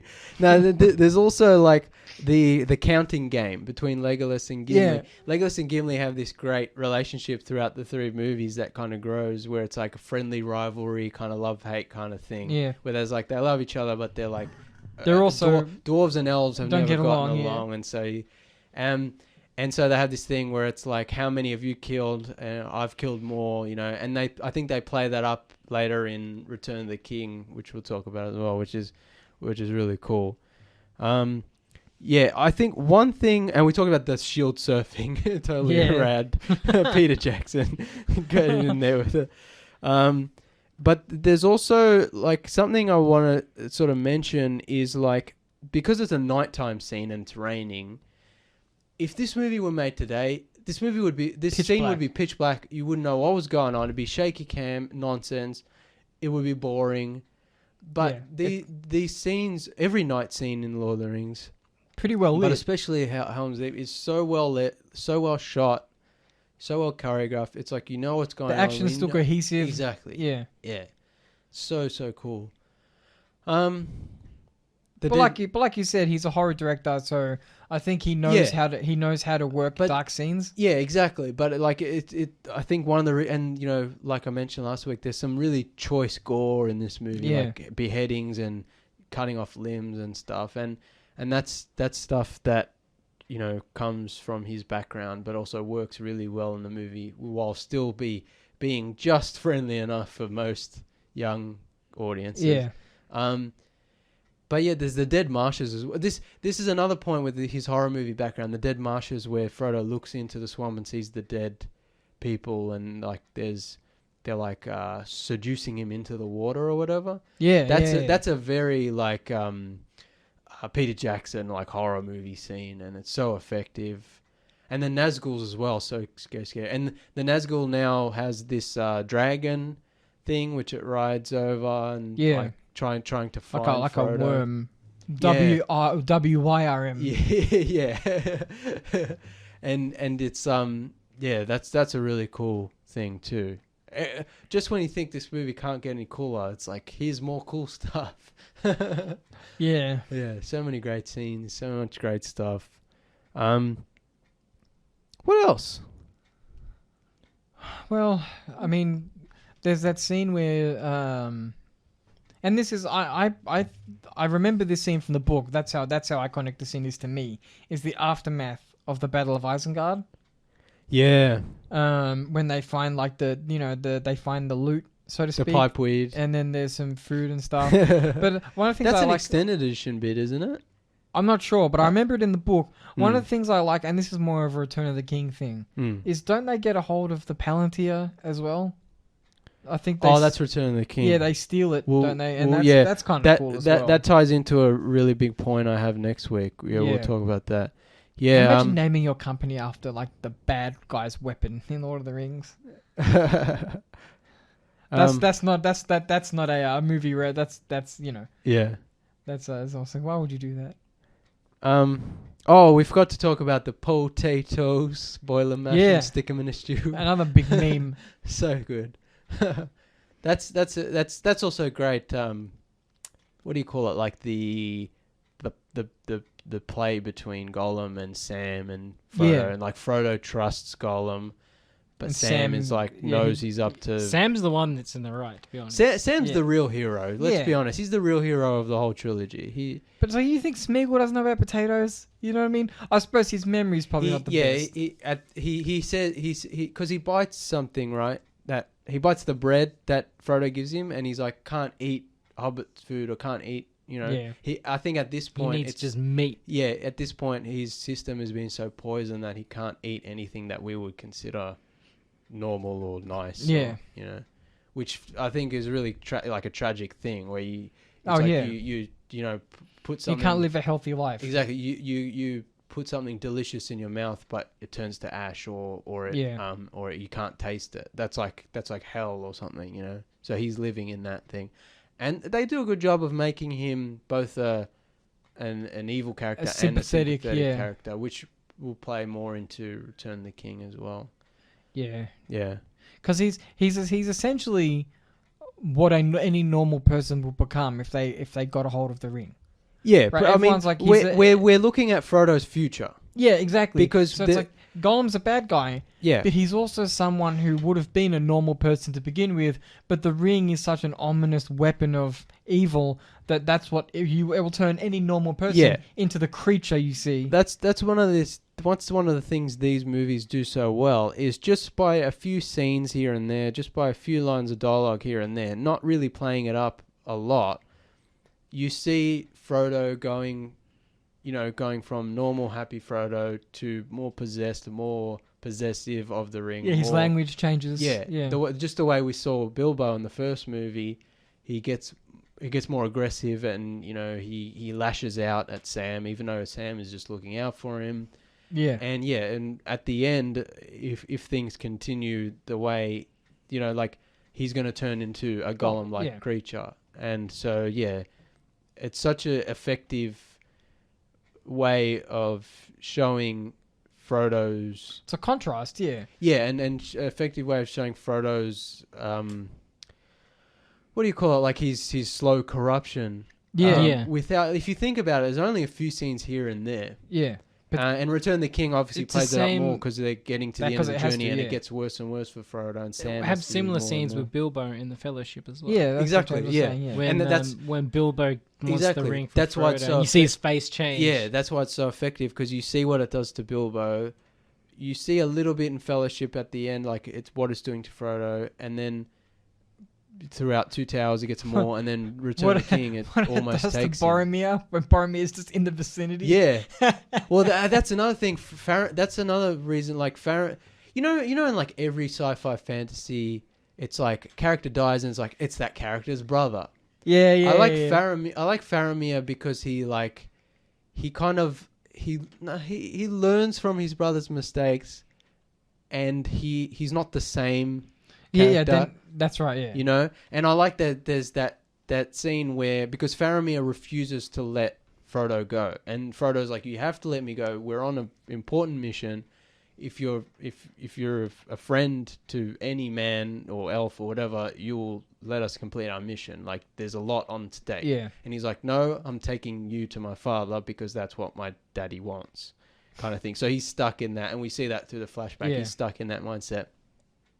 And then they're like, you gotta let us go, and he's like, no, and then finally Sam just like yells at him. He's like, you know why Boromir died? It's because he tried to steal the ring from Frodo, and Faramir's like, oh, I'm doing exactly what my daddy wants. I'm trying to be Boromir. Yeah, and so he kind of breaks that cycle, and he lets Frodo and Gollum and poor Sam David go. Wenham. So good, yeah, man. All right, so last week I alluded at the end of the episode, because we rushed last week so much, and I was like, you know, trying to think of so many things. And I'm like, I alluded to Arwen, the elf, and then I was like, oh, is it Eowyn? And I'm like, oh, that's because in Two Towers we're introduced to Eowyn, who is King Theoden of Rohan's the niece. semi-love interest, Yeah. Who... So Aragorn loves ladies with similar names. Yeah, and that's what I was going to say. Is like Tolkien has two major female characters, both with very similar names. Yeah, but there's also Boromir and Faramir. You know? Yeah, but they're brothers though, right? So you got Arwen, who is played by Liv Tyler, who is the elf. That's true. Elf maiden who is quote unquote primary love interest. The primary love interest for Aragorn. And then you've got Eowyn, played by Miranda Otto, I think, who is the human shield maiden of Rodan, who is King Theoden's niece. Also a love interest for... she's more into him than he is into her. Which is problematic But you can't blame her because, you know, Viggo Mortensen's a hunky boy. That's what I was going to say. I mean, come on now. And so it's like, yeah. And yeah, like... Look, he's not entirely unresponsive. Yeah. Also, at this point, we also... Because we learned something that we didn't know when he leaves Rivendell in Fellowship, we don't know this. But now there's a flashback and we learn that Arwen has agreed to go to the Undying Lands with her father and all the other elves. So the elves are leaving Middle-earth for good. They're like, the Age of Men is coming. The time of magic and elves is gone. They're going to basically a supernatural continent. It's basically their heaven in a way. Yeah, but you can get there by boat. Exactly, yeah. Yeah. And so she's like, no, I'm staying with Aragorn. And Aragorn's like, no, you should go. Like, you know, and Elrond's like, he'll die and you'll be alone forever. And there's that great scene of showing him Aragorn's tomb and Arwen grieving over it and all that stuff. It's all really cool. And then, you know, we learn that Aragorn thinks she's going. And so when Eowyn is like infatuated with him, even though he's still in love with Arwen, it's like there is that possibility of like... It might eventuate. Yeah. Yeah. I feel like it's probably because I think this is a part that in the books, like I think Peter Jackson made these probably he beefed up the female characters a bit more. He gave them a bit more to do, a bit more agency, which is great. Two Towers still suffers from the problem of like they keep shutting down Eowyn. She's like, I can fight, and they're like, no, stay with the women and children, you know. But then we'll talk about next week with Return of the King, where she does. They give her a lot more agency, and she gets to kill the Witch King, the Nazgul King. But yeah, so yeah, I did confuse the names, but I was sort of also correct. Yeah, yeah, and they're both so well cast and such great characters themselves, and yeah, like I would. And I think we see more lady heroes in the next one too, if I'm not mistaken. Return of the King. Yeah. Who else? That famous. I am more of. That's our her. lady No, heroes. that's I meant more of our lady heroes. Not. Yeah. That's exactly. Not yeah. new lady heroes. They get more to do in the next one. Yeah. But I was just thinking on the way here, like again, sorry to bring it up, but the Hobbit movies suck, and one of the reasons they suck is because, so they introduce Tauriel, which was she was not a character in the book, but obviously they wanted to have female representation because these books don't really have a lot of that. And as we discussed, sci-fi and fantasy does suffer from a lack of representation, especially at least periodic. Certainly in Tolkien's time, fiction, fantasy fiction wasn't. So for the Hobbit, they introduced this a female elf character, and they do the worst thing possible, which is make her basically just the token love interest for a love triangle between a hobbit and like another elf or whatever it was. It was terrible, and it was the worst character. And this is something we bring up a lot, or at least I do, is like tokenism, and like how you can have representation, but if it's just a throwaway, boring, poorly written character, it can be just as there damaging. It's just as damaging. So that's why I'm looking forward to the Lord of the Rings Amazon series, which has more people of color, has more female characters. Not to mention, it's a new story too. Exactly. It's exciting. So if you actually write good characters and they just happen to be people of color or women or whatever, it's like that's great for representation. It's not great to just shoehorn in the token. Especially if it's someone of that background writing a story, exactly. set in that background. So if it's like, for example, this new TV show, I think it's like set in like some type of like Middle Eastern, African kind of environment. Yeah, it's like the Eastern. If you have someone from those backgrounds contributing, writing, so it's like more authentic. It's not Tolkien's idea of what it is to be in the Middle East. Tokenism. JR tokenism. But but that's also a good point. As we were watching Two Towers, and we're like because you've got Sauron is amassing his dark army. Yeah. And part of that are all the warriors from the eastern parts of Middle Earth that we don't see. So basically, if Middle Earth, the parts we do see, are all the European nations, France, Germany, England, or whatever. And the bad guys coming from the scary place that we don't see are obviously like Asia or Middle East or Africa or whatever. And so that's obviously an old-fashioned way of thinking. And obviously problematic. It makes sense for Tolkien's story because it's set around it's based on medieval Europe sort of thing. And this is also going to sound kind of strange, but when Tolkien was writing the books, elephants was just exciting for 12-year-old boys. Yeah. So, I mean, honestly, they still are, Take it from me. Elephants. You know what I mean? It's like, he included elephants because it's that exotic, But it's also like, it makes sense for writing it, but it also for like future properties based on Lord of the Rings, and especially this new series, if it is going to be set in the East, to expand upon that, to flesh it out. This is not an excuse of the Tolkienism, but as Callum said, you have to remember back in the time when it was written and published, ordinary people were less travelled. Yeah, that's true. So, it's probably... The world was a lot smaller. The world was a lot smaller. Yeah. People didn't go that really far from their home for their whole lives, really. And much like hobbits. Much like hobbits. Yeah. And so, while it's problematic that they, people from the East are considered the bad guys, we don't know much more about that. But it is sort of thing it's a vehicle to have these more magical, unseen bad guys, like the Oliphants. It's the exotic Arabian princess with the veil. It's that kind of... Well, all fantasies are essentially just travelogues. Yeah.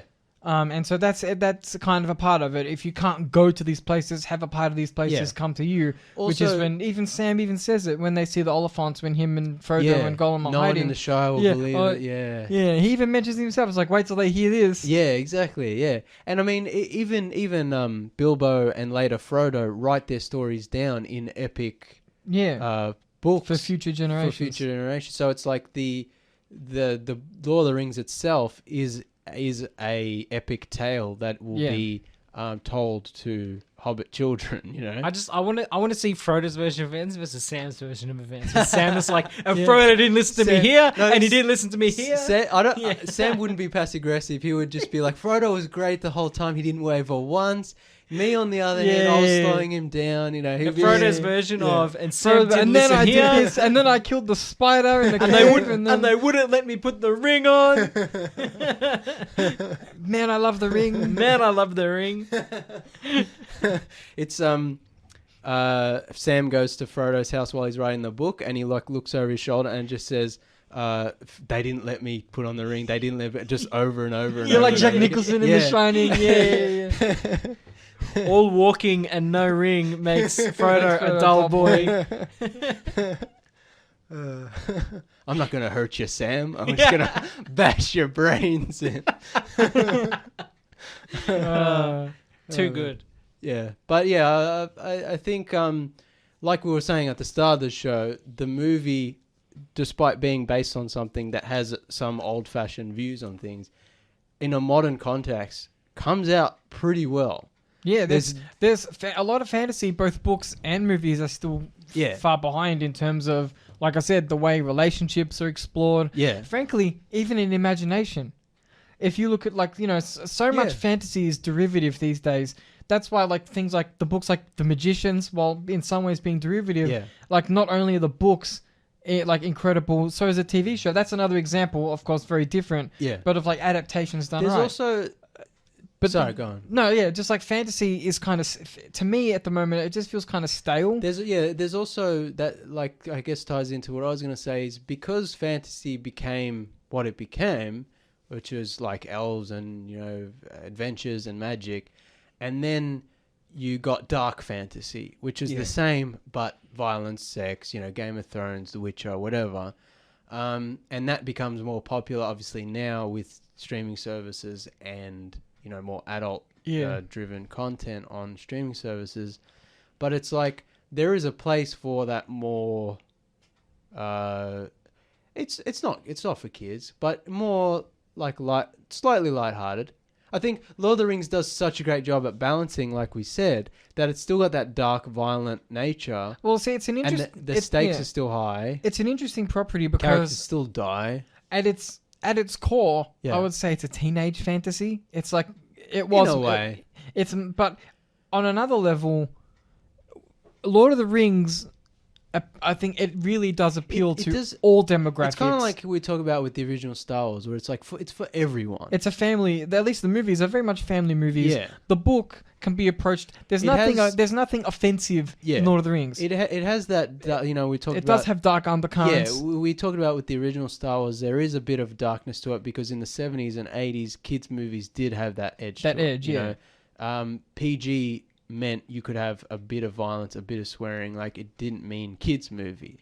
Yeah. Whereas now it's like means kids movie, and that's the same thing as like fantasy, Lord of the Rings especially, like doesn't mean kids movie. No, there's even in the books there's violence. Yeah. There's tension. People have bad times. For all it's, we'll say fantastic action, kids also might find it a bit boring. Some parts of it. A certain type of kid today. Yeah, look, no. I know adults today who would find it boring. Yeah, it's hard to gauge now because, like I was saying last week, it's like it's so hard to imagine people who haven't seen it or who have grown up without it or who are old or who are 20 years old now who just didn't have that. There's a joke in Clerks 2 where they're discussing Lord of the Rings. Yeah, it's just walking. It's like, here's the first movie. It's like, and then the second movie he like nearly trips. Yeah. And the third movie he drops the ring. For some people, that's what it's like. Yeah. Yeah, and it's one of those things where, and we know some people who've never seen it who aren't interested in it. Yeah. And to them, it's one of those things where it becomes larger than life, and it's like what they know about Lord of the Rings is what they've seen from pop culture referencing the movies. That's true too. That's kind of something we talked about with Star Wars, where Star Wars has become bigger than itself, and people don't actually go and revisit the movies. They just know the pop culture. They remember it from when they were kids, and so they think they love Star Wars, but what they do is they love the idea of Star Wars. Yeah, and it's like that to a lesser extent, Lord of the Rings. Yeah. I think that most people, if they gave it a shot who haven't seen it, and there are a few people who haven't seen it, they would enjoy it. I think it also might be intimidating for some people. But also the fact that it's practical, the fact that it's real, I think this might actually throw some people off. Because young kids today, and okay, not everyone, of course, but you look at the things they have access to on Netflix, lots of really bright, colourful, 3D flubbery things that people enjoy for some reason. But Lord of the Rings, by contrast, it's dark at times. Yeah. It's a slower film. There's a lot of interaction between characters. I think this brings up a good point, which we'll probably talk about more next week because it's more an overarching thing. But it's something that kind of ties into what we're talking about at the start with the sword and sorcery genre in film, is how other than Lord of the Rings, there's not a lot of big budget mainstream high fantasy movies. No, not There's anymore. The original Conan the Barbarian. Then there's all the B movie knockoffs. They kind of tried with Narnia movies, but they weren't really that good. No, and Harry Potter's a different kind of fantasy, and personally, those movies didn't all the way. They weren't great all the way. You've got all the dodgy teen things, like what do you call them? Young adult fiction kind of things that they kind of churned out, but none of those really took off. Yeah, it's interesting. The first Pirates of the Caribbean, maybe. We have the Wheel of Time coming at some point. Yeah, we already have the pilot. We don't Billy Zane. We don't speak of that. Don't use that. What a bizarre little entry in pop culture that was. What does because we're watching Fellowship of the Ring, and there's the Council of Elrond. Yeah. And they're all fighting over the ring because the ring is a corrupting force, and they're all like, "Why can't we just And Gimli tries to destroy it, and they're all yelling at each other, and it's like, I'll take it. You guys. And Gandalf's like, enough, and he uses I think they call it the Black Voice or something. Yeah. Yeah, I was like, don't... It makes his voice sound spoopy. Yeah, I was like, don't invoke the Black Voice with the Wheel of Time pilot that they made for $10 to keep the rights. Which will never... I'm sure we'll go in depth into it when the show comes out. But yeah, it's something like, you think of sci-fi and you've got Alien, you've got Star Wars, you've got Predator, Fantasy's you've got Terminator, underrepresented. You've got Matrix, you've got Interstellar, you've got so much big, mainstream, huge pop culture stuff. But for high fantasy movies, it's hard. It's probably harder to adapt because there's heaps of books and comics and video games. But at the end of the day, Lord of the Rings is one of the only epic high fantasy movies we have. I think it's a lack of vision. Makes it more special. It's a lack of vision on the studio's part, especially because there's so many properties out there that could be adapted now. Yeah, like when in a long form way. Like any adaptation or any big budget sci-fi fantasy, when they try it, they do the cheap, lazy, PG-13 slap it together version. Like, I never saw the Aragon movie, but apparently it was like an embarrassment. I think, things like that where they don't really understand the source material. They don't really spend the time and money on it. I think it goes back to what Callum was saying. Science fiction and stuff like that is more, it's colorful, more, we'll say high octane action. Fantasy generally these days, it's a little slower. We talked about last week how sci-fi is generally more accepted mainstream because there's guns and there's planes. I think fantasy it will never die. Yeah, but I think in the movies mainstream, it's basically dead because it's not the type of content that a fantasy movie can provide is not the content that the kids are wanting to see right now. As we discussed, there is the pulpy fantasy which is just action. So like we're seeing a resurgence now with Game of Thrones and Witcher and The Wheel of Time and probably a bunch of other stuff. Like, because Game of Thrones was successful on TV, now they're all going to try that on TV. And now they're spending so much money on TV shows. But The Witcher was a misstep. Did it set it back a little bit? What do you mean? Because it wasn't that great. It didn't live up to the hype. Oh, no, but in terms of mainstream success, it was very popular. Yeah, that's true. And, so I think that what would help a lot, especially if Netflix might give other streaming services some more courage. Yeah, is if Stranger Things actually deviated a little bit because they seem to be more they're like a half sci-fi fantasy. But if they took a more fantasy route, I think it might give I think more courage. They've established themselves as sci-fi more. So that's that. And now Game of Thrones got to set the precedent. Yeah. So TV networks and streaming services are comfortable to spend lots of money on fantasy, but in terms of the big budget movies, they're still kind of lagging behind, and I don't think there's anything else sort of on the horizon that's going to live up to something like Lord of the Rings. There's some Clive Barker works that are fantasy that have been kept in development hell. So he's a different kind of fantasy. Yeah, there's also what frustrates me is there's perfectly good fantasy stories that would be really well adaptations to movies or TV that people just aren't interested in touching. The Talisman by Stephen King. Yeah. Right, a young boy gets sent into a fantasy world, and you know what I mean. And slap on Stephen King's name, and you have a fantasy story. Seats, You have a fantasy story written by the king. Yeah. And no one's interested in adapting it. I guess it's also, we talked about with the Game of Thrones and stuff, is like fantasy isn't cool. I mean, they tried the Dark Tower and look what happened, though. Yeah, they screwed. See, exactly. They were screwed up. But, fantasy isn't considered as cool. Sci-fi, it's not sexy, yeah. Sci-fi can be argued, even if you don't like it, it's like, yeah, but it's action. Yeah, but there's cool laser guns and space and explosions. But fantasy still... And then Game of Thrones came out and it was like... It's darker, it's more political, it's more sexy, whatever. And you got The Witcher and so on. And so they're going with that side. But I'm like, I like that. I really like that side. I like dark fantasy. But, I also kind of want just a high fantasy swashbuckling adventure thing where it's just like an elf and his dwarf buddies go on an adventure. Yeah. And The Hobbit could have been that, but they screwed it up, And... Lord of the Rings universe can't be the only one that's doing that. There has to be something else. And there's so many great books they can adapt. The Wheel of Time has that in spades. Yeah.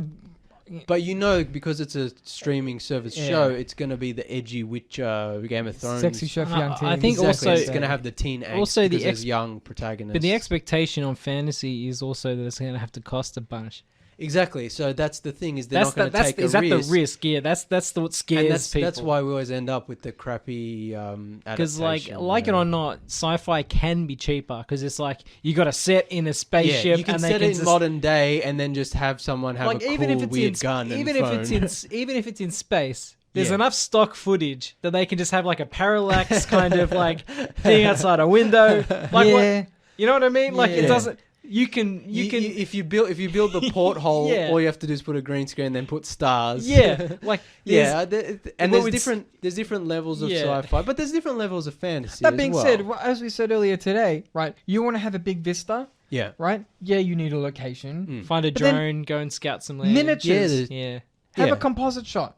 but Miniatures on top. that's You the know what I thing. mean? They don't take the time and the care to do that anymore. But like, I'm sure miniatures are probably cheaper to make, and they last longer than having a terrible CG shot. But it's just like we always talk about. They don't take the time and the care, and it's like they want things done. That being said, Dark Crystal, we lost Oh. that. What a beautiful, Oh, okay, so now we Yeah. have to talk about this because what a beautiful fantasy product that was. I didn't want to talk about it because it's too painful, and like my heart can't take Too it. soon. The last year has been so horrible for everyone, but for me especially because they cancelled Dark Crystal, and we love that show like so much, and it brought so much joy. Literally magic. Literally Like, magic. like the way we talk about Lord of the Rings, the Dark Crystal show embodied that. Yeah.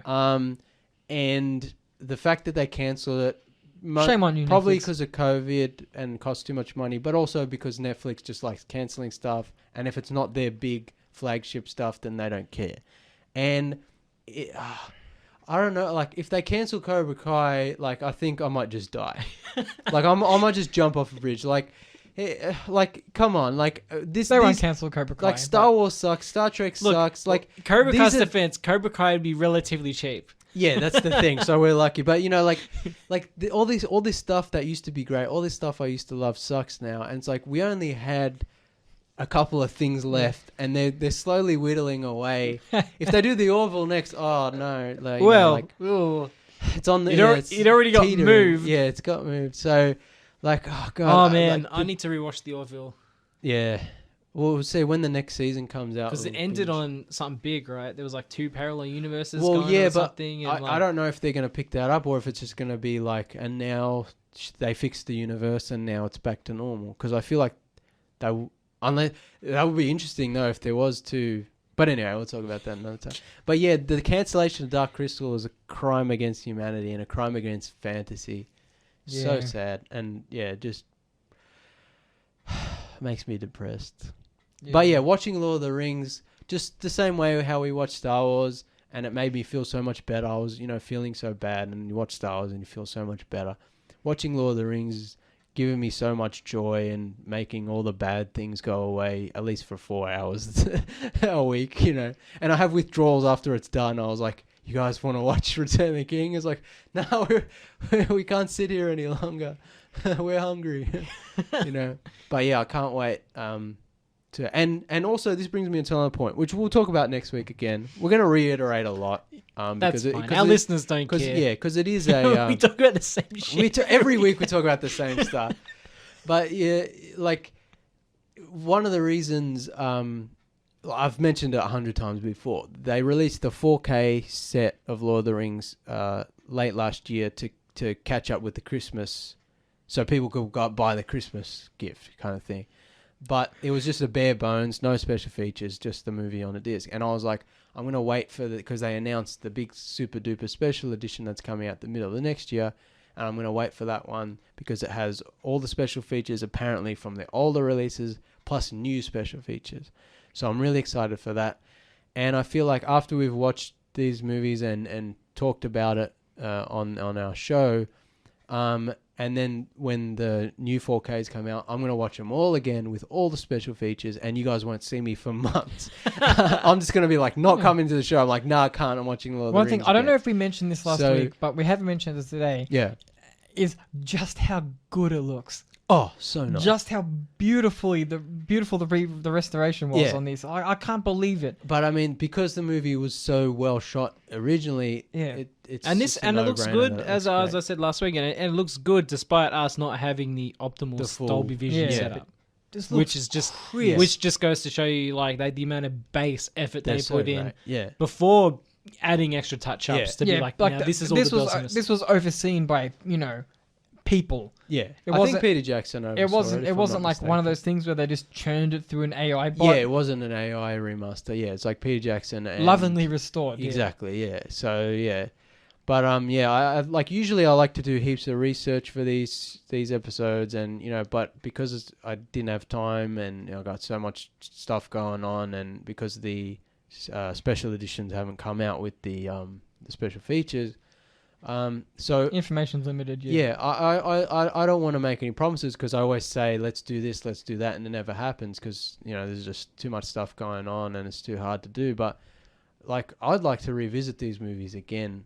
Soon, and so even though I don't think we should do this all again in the middle of the year, it might come up again, and then I might talk about it again. Yeah. Look, and definitely we'll go over it a third time when something happens with the show. What do you mean? Like, no, the Lord of the Rings. We'll be talking about Lord of the Rings again. We're no doubt when the show when comes the Amazon out. show comes out, the Tuesday we'll rename review, the show. The Tuesday review will just become Lord of the Rings review if it comes out. This is. I have a feeling. We have a feeling this is Jeff's baby. It's gonna happen. Yeah, eventually it'll happen. They're not gonna sink $1 billion. No, they're not gonna sink $1 billion. What was it? It was like $100 million an episode. They're not something like that. Something like that. I forgot about that. They're not sinking. It's too good to be true. It's not gonna live up to the hype. No, well, Jeff Bezos resigned as CEO to do more creative things with Amazon. Yeah. I guarantee you, he just quit his job so he could go oversee the show and just sit in the Middle Earth as a hobbit. I'm serious. When we review the Amazon Hobbit show, Amazon Lord of the Rings show, we're gonna have a Jeff Bezos count. Yeah, every time we see a cameo with Jeff Bezos as like a shifty little hobbit. Yeah, this is something like I wanted to save all this discussion for next week, but we have a little bit extra time, and I'm sure I will reiterate it next week. It's like I feel like one of the post-COVID, pre-COVID, the Tuesday review, we were just going through the motions, and I got a bit sick of it, and then the lockdown happened and we couldn't do many episodes, and I was like, we're not going to review much anymore, we're going to do here and there, I might even see. I feel like from now on, depending on the week obviously, and depending on what happens once the cinemas reopen properly and all the movies coming out, but I think we should just focus on movies that we really love and love talking about. Well, I mean, because I have so much fun watching Lord of the Rings, talking about it. To go to the movies and see those crappy movies and then just... No, I think we did make a decision, especially since we came back after COVID. Yeah. When there's nothing on the cinemas, we kind of did make a decision that, we're not going to focus on new releases as much anymore. Yeah. If there's a new release on streaming or whatever... If it's a really big release, a main... But, we sort of made that decision to talk about what we would like to talk about over just what's new. Yeah. So I think... And I think we've all been having a good time. Yeah. Having relaunched the show post-COVID. Yeah. Oh, not relaunched, but, resumed. Yeah. But yeah, I think there'll be more Lord of the Rings discussion, and, we've done so much Star Wars stuff, so we'll probably let that rest. But, I like to do more stuff of movies we love, movies we grew up with, because it's just more fun to talk about, and we can focus on certain aspects, and... Yeah, and we'll reiterate all this next week because this is something we should have been talking about. Yeah, I mean, and look, with the way things are lining up too, we got Captain America and Winter Soldier.